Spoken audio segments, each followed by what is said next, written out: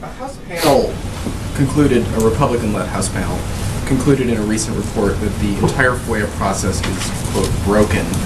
And I think we've seen some really high-profile incidents of this at the State Department, for example, over Secretary Clinton's record and the fact that, there are, I think, a couple dozen lawsuits against the agency over that. But there have also been questions raised about transparency to other agencies and parts of the federal government. I mean, you rattle off some statistics, but as a philosophical question, has access to information gotten better during the Obama administration? Have these agencies lived up to their responsibilities in the standard you set as the most transparent administration in history?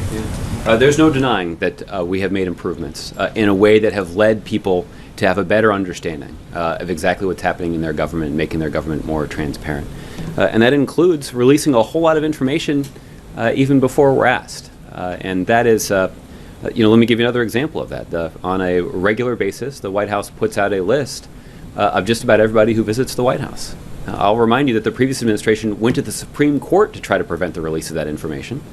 And this is something that we release on a voluntary basis on a regular schedule.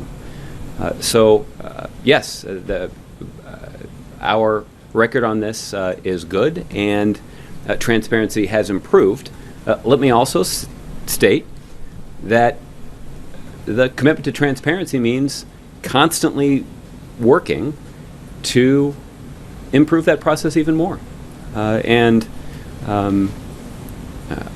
confident that those of you who are advocates for transparency believe that there's a lot more that we can and should be doing to provide more information. And we certainly do strive to live up to the goal that the ambitious goal that the president set at the beginning to ensure that he's presiding over the most transparent White House in history, and that those kinds of that commitment to transparency also extends to a variety of government agencies. And as it comes to when it comes to the State Department, yes, there have been some disputes about this, but again, I would encourage you to take a look at the results, which is that you have the former Secretary of State releasing all of her work-related emails consistent with the FOIA process. So, again, I think the outcome here is evidence of the kind of commitment to transparency that the president has championed.